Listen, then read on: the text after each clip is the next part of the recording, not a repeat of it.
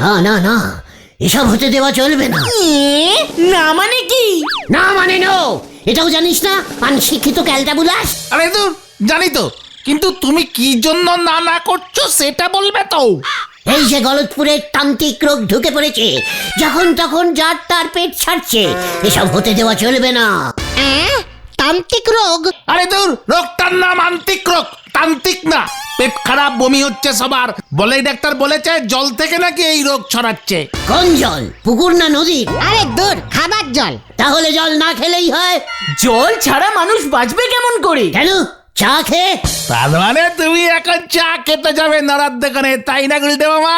Yes, কটা বাজে খেয়াল আছে? সকালের চাটা কি দুপুরের ব্রেক লুঞ্চের সঙ্গে খাবি? চল দেখে, কামান কামান। গুলটে মামা। বোঝো ঠেলা, মেন লাইন থেকে কিভাবে কড লাইনে ঢুকে গেল। চল রে। গুলটে মামা। বলছি গুলটে মামা, কটা দিন চা খাওয়াটা একটু বন্ধ রাখলে হয় না? কেন, চা খেলে তোর কি অম্বুল হচ্ছে নাকি? না মানে যদি আন্তরিক হয়। হোয়াট? এই পাঁচু, তুই যে বললি জল খেলে তান্ত্রিক, ইয়ে মানে আন্তরিক হচ্ছে। আরে চাটা কি দিয়ে বানায় বলো তো? নড়াদার দোকানের বালতির জলে যদি আন্তিক রোগের বীজাণু থাকে? আন্তরিকের জীবাণু নড়ার বালতির জলের পর্যন্ত মিশে গেছে। আরে জীবাণু না, জীবাণু না, জীবাণু জীবাণু। বালতিটা বলাই ডাক্তারকে দিয়ে চেক করাতে হবে, বুঝেছিস? তারপর নড়াকে বলতে হবে চা বানাতে। শুনলাম নদে পাড়া, আতা পাড়া, আলু পোতা, এই সব জায়গায় আন্তরিকে কয়েকজন করে লোক মারা গেছে। আমার কেমন কেমন যেন একটা অম্বুল অম্বুল লাগছে। না, আমি এখন চা খাবো না, চল। ভয় পেয়ে গেছে। কি হচ্ছে? পাঁচু, ঘটনাকে মুখ শান্তি করতে বল। আমাকে আন্তরিকের ভয় দেখাচ্ছে। তাহলে এখন কি আমরা নরদার দোকানের দিকে যাবো গুলটে মামা? না থাক, এই পরে যাব। চল দেখি বুলটির বাড়ি থেকে একটু ঘুরে আসি। কেন বুলটি দিদের বাড়িতে কেন? সব কি বলছিস? পাড়ায় আন্তরিক ঢুকে গেছে, লোকজন হাসপাতালে ভর্তি হচ্ছে। এমন বিপদে বুলটির পেছনে কে দাঁড়াবে বল? তুমি। তাহলে চল, কামান কামান। তুমি পেছনে দাঁড়ালে আমরা কোথায় দাঁড়াবো গুলটে মামা? সাইডে নাকি? এটা তো সত্যিই চিন্তার বিষয়। তোমাদের দাদা ছানুদা অফিসে এখন বোতলে করে জল নিয়ে যাচ্ছে। দেখ পাঁচু, দেখ, শোন বকুল দি কি বললো, শোন। আমি জানতাম আপনাদের বাড়ির জলে তান্ত্রিক মানে আন্তরিক মানে ওই আন্তরিকের জীবাণু থাকবেই না। এই জীবাণু জীবাণু জীবাণু। না না গুলটি ঠাকুরপো, আমরা তো জল এখন ফুটিয়ে খাচ্ছি। 3 বার করে ফুটিয়ে তারপর ওষুধ দিয়ে সেই জল তোমাদের দাদাকে দিচ্ছি, আমরা খাচ্ছি। দেখেছিস দেখেছিস, আমি বললাম না, ভালো করে 3 বার জল ফুটিয়ে তার মধ্যে চা পাতা দিয়ে ভালো করে সেদ্ধ করে তার মধ্যে দুধ চিনি মিশিয়ে খেলে একদম কোনোভাবেই আন্তরিক হবেই না। এ বাবা, এ তো চা হয়ে গেল। ডিসকাস্টিং। আমরা কি তাহলে জলের বদলে চা খাবো নাকি? এতবার চা খেলে আমার গায়ের রং কালো হয়ে যাবে না? উফ, ডিসকাস্টিং। মানে বকলদি, জলে কি ওষুধ মিশান আপনারা? সে তোমাদের ছানুদা বলতে পারবে। তবে জানো তো, ওষুধটা দিলে না জলের স্বাদটাই কেমন নষ্ট হয়ে যায়। আচ্ছা, তোমাদের এই গলতপুরে কোনো কবিরাজ নেই? দেখ দেখ, বকুল দিকে দেখে তোরা শেখ। সেই কখন থেকে তোরা এই আন্তরিক করেই যাচ্ছিস। বকুল দিয়ে সব পরোয়া করে না। শুনলি তো কি বললো? এই বিপদেও বকুল দি কবিতা শুনতে চাইছে। এই বাবা, আমি আবার কবিতা শুনতে কোথায় চাইলাম? এই যে আপনি কবিরাজের খোঁজ করছেন, চিন্তা করবেন না বকুলদি। আমার পিসে মশাই এতগুলি কবিতা লিখেছিল যে সরকার থেকে ওকে কবিরাজের সার্টিফিকেট দেওয়া হয়েছিল। একবার নয়, অনেকবার। না মানে মানে চুপ কর। আমিও না না দেখি কবিতা বলতে পারি। আমি লিখি না, শুধু বলি। বলবো একটা বলছি, মানে বকুলদি? হ্যাঁ বলো বলো, দেখি শুনি। গুলটে মামা না। বলছি তাহলে। ওই যে আকাশে উঠেছে চাঁদ শুধু, তুমি আর আমি, বাকি সবাই বাদ। হে দারুন দারুন দারুন। এ মানে আমাকে কবিতা কেন শোনাচ্ছ গুলটে ঠাকুরপো? চারিদিকে যা শুরু হয়েছে, মনটা একটু ভালো হবে তাই কবিরাজ খুঁজতে হবে না আর। ওই যে গাছে ফুটেছে জবা, পেছনে দাঁড়িয়ে বাবা। বাবার নাম কি? ভাতে খায় ঘি। ডিসকাস্টিং। আমি ভেতরে গেলাম মা। ভালো না বকুলদি, আমার কবিতা বলাটা ভালো না? আমি তো কবিরাজের কথা বলেছি গুলটে ঠাকুরপো, যারা ওষুধ দেন। মিনি ডাক্তার তাই না? মিনি কিনা জানি না, তবে আমার বাপের বাড়ির ওখানে মধু কবিরাজের বড়িতে এসব আন্ত্রিক তান্ত্রিক সব সেরে যেত। এখানে তো শুনছি লোকজন মরতে শুরু করেছে। কি যে করি, খুব চিন্তা হচ্ছে। ভাবছি বুলটি বুদনকে নিয়ে 1 মাস বাপের বাড়ি কলুপুরে চলে যাই। এই না, একদম না বকুলদি, এ হতে পারে না। আমি নিজে গিয়ে ওই মধু কবিরাজের বড়ি নিয়ে আসছি। এ বাবা, মধু কবিরাজ সেই কবেই মারা গেছেন। আমি যেতে চাইছি কারণ কলুপুরে শুনলাম এখনো আন্ত্রিক ঢোকেনি। বকুলদি প্লিজ, আপনি বুলটিকে নিয়ে যাবেন না। আমি এক্ষুনি কবিরাজ নিয়ে আসছি। আমি প্রথমে অন্য কবিরাজ বুঝেছিলাম তো। আমার এমন অনেক কবিরাজ চেনা শুনো আছে। আপনি যাবেন না, পাড়ার ছেলে হিসেবে আমার তো একটা কর্তব্য আছে। কি বলিস তোরা? আটকাবি না? মানে হ্যাঁ হ্যাঁ হ্যাঁ হ্যাঁ হ্যাঁ হ্যাঁ হ্যাঁ, ইয়ে মানে কিভাবে? বকুলদি নো চিন্তা, আজকে আমি বিকালের মধ্যেই কবিরাজি বড়ি নিয়ে আসছি। চল হরে বাপ, হরে বাপ। বুলটিকে বলে দেবেন বকুলদি আমি যাচ্ছি। মা ডিসগেস্টিং এর মতো কথা বলছে না? চুপ কর, এমন বলতে নেই। যাও গিয়ে হোমওয়ার্ক করতে বসো। এ বাবা, এটা তো আরো ডিসগেস্টিং। আপনারই বলি যে কবিরাজের কথা, আর আপনি কবিতা বলতে শুরু করে দিয়েছেন। লন্ড ভন্ড করবার একটা নিমিট থাকে নাকি? দাদা, তুইও কিন্তু লিটিম ছাড়িয়ে যাচ্ছিস বলে দিচ্ছি। তুই আমাকে কবিরাজ দেখাচ্ছিস? আপনি জীবনে একখান কবিরাজ নিজের চোখে দেখিছেন গুলটি বাবু? আপনি সানু বাবুর বাড়ি নিয়ে যাবেন কবিরাজ? পাঁচু, নড়াকে কিন্তু এরকম না জানতার মতো কথা বলতে বারণ কর। কি হচ্ছে? তুই জানিস আমার দাদুর দাদু কত বড় কবিরাজ ছিল? দাদুর দাদু?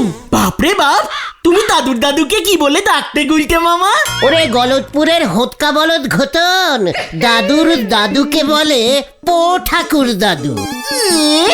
পো ঠাকুর দাদু? আরে সে আপনার দাদুরে আপনি পো ডাকেন আর সই ডাকেন। আসল ব্যাপারখানা কি বলতে চাচ্ছেন সেটা বলদিনি। ঠিক ঠিক। শোন তাহলে, কিছুই তো জানিস না। না বললে জানবো কেমন করে? ঘটন থামবি। এই তুমি বলো তো গুলটা মামা, বলো তো। আমার ওই পো ঠাকুর দাদু ছিল গুলঘুটিয়া গ্রামের 1 নম্বর কবিরাজ। এক ডাকে সবাই তাকে চিনতো, বুঝেছিস? নাম ছিল শ্রী শ্রী তারিণী কবিরাজ। তার কবিরাজি বড়ি খেয়ে সব রোগ একেবারে কমে যেত। এই সব আন্তরিক তান্ত্রিক নস্যি, বুঝেছিস? ব্ল্যাক জ্বর, কিচেন ফস্ক, টাইফয়েড, সব কঠিন কঠিন অসুখ সেরে যেত। আমার দাদুর শাশুড়ির জন্ম থেকে হাঁপানি ছিল, কেউ কমাতে পারেনি। তারিণী কবিরাজের এক বড়িতে হাঁপানির সানি ধাপা পাধানি হয়ে গেছিল, বুঝেছিস? আরে বাস! তারপর এর ফলে ওই গুলঘুটিয়া গ্রামে আর কেউ মরতই না, সবাই বেঁচে থাকতো। অসুখ না করলে মরবে কেমন করে? ঠিক ঠিক। এক একজনের বয়স 130, 140, 150, 200 বছরের নিচে ছিল না। মা গো, আমারই তুলি নাও মা, তুলি নাও। তার মানে ওই গুলঘুটিয়া গ্রামের সব মানুষ একেবারে যাকে বলে অমর? আরে না, এরপরেই তো লাগলো আসল ঝামেলা। গাড়ি এবারে গ্যারেজে ঢুকতিছে। তা কি ঝামেলা শুনি? কেউ মরছিল না, কেউ না। তাই বাবা বললো যে বাবার সম্পত্তি ছেলে পাবে, সেসব পাচ্ছিলই না। গুলঘুটিয়া গ্রামের সব ছেলেগুলি ভয়ঙ্কর খচে গেল, বুঝেছিস? ওদেরও বয়স হচ্ছে তো, বুড়ো হয়ে যাচ্ছে, ব্যাস অচথ সম্পত্তি ভোগ করতে পারছে না। কি ঝামেলা! বাবা তো মরছেই না। খুব কেচালকাটি ব্যাপার তো। গুলঘুটিয়ার জমিদারও মরে না, 300 বছর ধরে জমিদারি করেই যাচ্ছে ওর ছেলে জমিদার হতে পারছে না, ছেলের বয়সও 200 হয়ে যাচ্ছে, তার ছেলের বয়সও 100 ক্রস করে যাচ্ছে, কবে কে জমিদার হবে তার নেই ঠিক। ইস কি বিচ্ছিরি ব্যাপার, অসুখ করলেই তারিণী কবিরাজের বড়ি খেয়ে ফেলছে সবাই। জয় গুরু। তারপর শেষমেশ জমিদারের ছোট ছেলেটা একদিন রাতে ওই পো ঠাকুর দাদুর ঘরে ঢুকে দাদুকে রাগের চোটে মারে এক ধাক্কা। ব্যাস, দাদু আপিন খেয়েছিল, টাল সামলাতে না পেরে সোজা গিয়ে বাড়ির সামনের পুকুরটায় পড়লো, আর উঠলো না। এ বাবা, শেষ পর্যন্ত জলে ডুবে মারা গেল। কি জানি, আর তো উঠলোই না, মরলো কি বাঁচলো কে জানে। পুকুরের নিচে এখনো বেঁচে নেই তো? খুঁজে দেখেছিলে? চেকার, ওই পুকুর বুঝে এখন বাড়ি উঠে গেছে। তাই তারিণী কবিরাজের বড়ি 2-1 কান রেখে দিতে পারলেন না গুলটে বাবু? ওরে নরা রে, তুই এখনো আমাকে চিনলি না? তার মানে তোমার কাছে এখন ওই বড়ি আছে? তারিণী দাদুর চকির নিচ থেকে 3-4টি পেয়েছিলাম, টুক করে পকেটে ভরে নিয়েছিলুম। তালি পরে সেই বড়ি আমায় 1 কান দিতে পারতেন গুলটে বাবু। আমার শ্বশুর মশাইরে খাওয়ালি পরে উনি বেঁচে যেতেন, খুশি হয়ে শ্বশুর বাড়ির সব সম্পত্তি আমার নামে নিকি দিয়ে যেতেন। ওরে নরা রে, আমি চাই না আমাদের এই গলতপুরে আবার বাপ ছেলের সম্পত্তি নিয়ে ঝামেলা লাগুক, কিন্তু এখন তো দেখছি ওই বুড়ি আমাকে বার করতেই হবে, আমার একটা দায়িত্ব আছে না? কার জন্য? কেন? বুলটির আন্তরিক হলে তখন কি হবে? না না না না, আমি যাই বড়িগুলো নিয়ে আসি। বোতলটা যে কোথায় রাখলাম, এই তোরা থাক, আমি যাই বুঝলি। ক্যালটাবুলা শান্তিরিক, এবার ওই বলাই ডাক্তারের বাজার আমি খাবো। নরদা, এবার কি হবে গো? সাতাদে বাস পড়া ঠেকাতি নামলি যা হতে পারি এখন তাই হবে। ডাকতি বলিছি অ্যাম্বুলেন্স, নে এসেছে নেবু নদেন সরি বুন। দেখ, এই সেই ধ্যানতেরি বড়ি, একটা বড়ি খেলেই আন্তরিক হাওয়া হয়ে যাবে। ধ্যানতেরি বুড়ি, সেটা আবার কি? ধ্যানতেরি মানে জানে না? অল রোগ কমপ্লিট সেরে যায়, তাকেই ধ্যানতেরি বলে। ও ধন্বন্তরি বড়ি। মানে আমার পো দাদু সোজা করে বলতো ধ্যানতেরি, তোরা ধন্যতরিও বলতে পারিস। কিন্তু তুমি যে বলেছিলে কয়েকটা মাত্র বড়ি আছে, এখানে তো দেখছি বোতল ভর্তি বড়ি। ওরে ক্যালটাবুলাসের ছোট নাতি রে, ঘটের গোবরগুলি একটু ক্লিয়ার কর। ওই 3-4টে বড়ি বেটে এতগুলো বড়ি তৈরি করেছি সারা দুপুর ধরে, বুঝেছিস? হ্যাঁ রে, সবাই যখন জানতে পারবে না একটা বড়ি খেলেই সব রোগ হাওয়া হয়ে যায়, তখনই দেখবি কেমন ডিমাইন্ড হয়। তার মানে তো আমাদের গলতপুরে কেউ মরবেই না। বলাই ডাক্তার এবার তাহলে মাছি দাঁড়াবে। উল্টে মামা, ওষুধ ফসুদ নিয়ে কিন্তু ছেলে খেলা করো না, উল্টো পাল্টা কিছু যদি হয় না। পাঁচুরে, ওই তারিণী কবিরাজের ধ্যানতেরি বড়ি কথা বলে রে, কথা বলে। আমাদের তাহলে দাও, 2টো করে খেয়ে ফেলি। হ্যাঁ হ্যাঁ, মা বাবার জন্যও নিয়ে যাই। 1টা 5, 2টা 20, 3টা নিলে 1টা ফ্রি। একটা 5 টাকা হলে 2টো 20 টাকা কিভাবে হয়? কোথা, আমাকে হিসাব শেখাতে আসবি না। 3টে নিলে 1টা ফ্রি দিচ্ছি, সেটা খেয়াল করিস নি? এই ফ্রি বড়ির দামটা কি তোর দাদু দেবে? মানে আমি কিন্তু এর মধ্যে নেই গুলটে মামা। হ্যাঁ, আমিও না। তুমি আগে বুলটিদিকে এই বড়ি খাওয়াও, দেখি কি হয়, তারপর না হয় আমরা খাবো। এত স্বার্থপর তোরা। বুলটির কি আন্তরিক হয়েছে নাকি? আগে যাদের হয়েছে তাদেরই খাওয়াতে হবে, তাদের আগে খাওয়াই। চল, প্রচার শুরু করতে হবে। ও গুলটে মামা, শোনো না, ব্যাপারটা কিন্তু ভালো হচ্ছে না। চিকট, একটা রিস্কা আর মাইক জোগাড় কর, টাকার চিন্তা করবি না। লিডাস অডাস, কামান কামান। হিন্দি, এবার কি হবে রে? জানি না। এ তো সত্যি চিন্তার বিষয় হয়ে দাঁড়ালো পাঁচু ভাইপো। গুলটে মামা কিছুতেই কিছু শুনলো না, জোর করে ঘোতনকে নিয়ে চলে গেল। আসুন আসুন আসুন, তারিণী কবিরাজের ধন্যতরী বড়ি, এক বড়িতেই আন্তরিক সিল হয়ে যাবে। আসুন আসুন আসুন। ব্যাক জ্বর ফস্ক সব রোগ বল। হ্যাঁ, শুধু আন্তরিক না, সব রোগ। জীবনে আপনি আর মরবেনই না, 300 বছর বাঁচবেন। হ্যাঁ, বাবার বয়স 500 হবে, ছেলের বয়স 400। বল বল। এই যে গুলটা কি বড়ি বেসর? দাদু ধন্যতরী কবিরাজি বড়ি, একটা খেলে জীবনে আর পটল তুলবেন না। আরে কস কি রে দুইখান দে, তোর ঠাকুমারেও খাওয়ামু। বৌনি কর ঘতন বৌনি। ভাইপো ঠিক মতো সব করতে পারবে তো? হ্যাঁ, করতে পারবো মানে করতেই হবে, নয়তো অনেক বড় বিপদ হয়ে যাবে নরদা। হ্যাঁ, যেভাবেই হোক গুলটে মামাকে বাঁচাতেই হবে। ঠিক বলেছ, এমন বুদ্ধি ছাড়া নন্দ ভণ্ড নোক ভগবান এক পিস তৈরি করে পাঠাইছে। যেমন বললুম ঠিক তেমনই হওয়া চাই।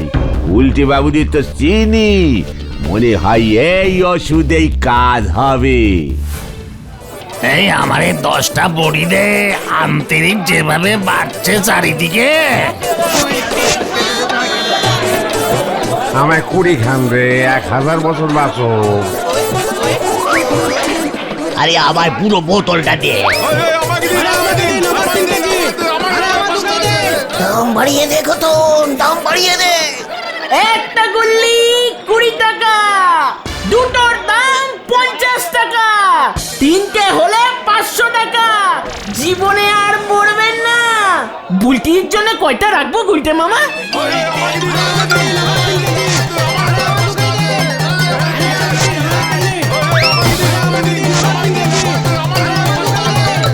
কখন খামু, সকালে না রাতে? সব বড়ি বিক্রি হয়ে গেছে। সব। গুলটে মামা তো বললো আজ রাত্রিরেই নাকি আরো বড়ি লাগবে। বিক্রি করাচ্ছি বড়ি। গুলটে মামাকে যেভাবেই হোক রুখতে হবে রে। দেখ না চেলাদার দাওয়াইটা কেমন কাজ করে। বোমা সঙ্গের জিমের ব্যায়াম মাস্টার চেলাদা আবার কি করবে? আর একটু রাত হোক, তাহলেই বুঝতে পারবি। বাড়ি গিয়ে খেয়ে দে, তাড়াতাড়ি আমাদের বাড়ির থেকে সামনে চলে আয়।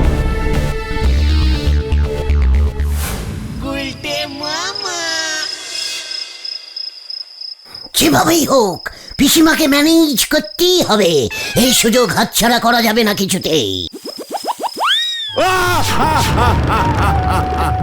এই, কে? গুলটে, এই গুলটে। কি এমন ভাবে কে ডাকছে? ভূত নাকি? বাইরে আ, বাইরে আ। আসছি।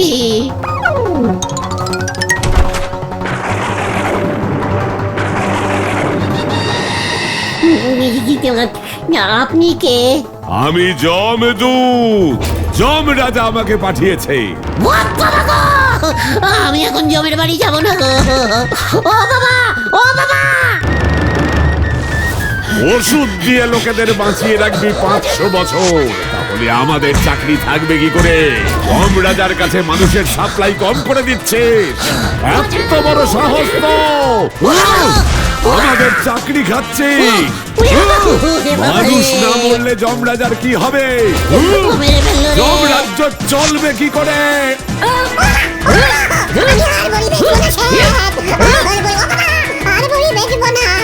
যমরাজার দুধকে ষাঁড় বলা।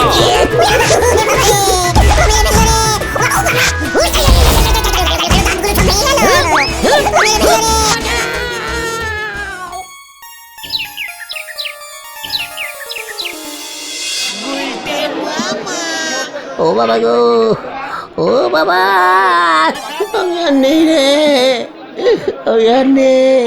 চেলাদাকে তো শুধু ভয় দেখাতে বলেছিলাম। এমন করে কেলিয়ে মানে ঘুষি মেরে তোমার মুখটা পুরো থেবড়ে দিয়েছে গো। ওদিকে আরো বড় ক্যাচাল হয়েছে। তুমি ধন্যতরী বড়ি বলে পিসিমার ডালের বড়ি ভেজে চালিয়ে দিয়েছো না? হ্যাঁ রে, যাতে কাউর ক্ষতি না হয়। তাতে কি হলো? আন্টিদিকের পেশেন্টরা আসল ওষুধ না খেয়ে তোমার ডালের বড়ি খেয়েছে।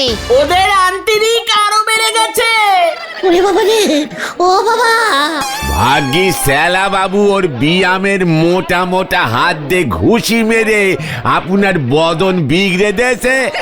হাসপাতালে ঢুকে গিয়ে রোগকে হয়েছে, নয়তো বাইরে লোকজন যা খেপি রয়েছে, হাসপাতাল থেকে বের হলি পরে পুরো বডি বিগড়ে দেবে। ভাগ্যিস তুমি এই বুদ্ধিটা দিয়েছিলে নরাদা। পাবলিকের ধোলাই খাওয়ার থেকে স্যালার ধোলাই খাওয়া অনেক ভালো। রোগ শোক নিয়ে এমন গন্ডগোলের কাজ কেউ করে? তুমি চেলাদাকে ষাঁড় বলতে গেলে কেন? এর জন্যই তো চেলাদা খচে গিয়ে তোমার মুখে ঘুষি ঝেড়ে দিয়েছে।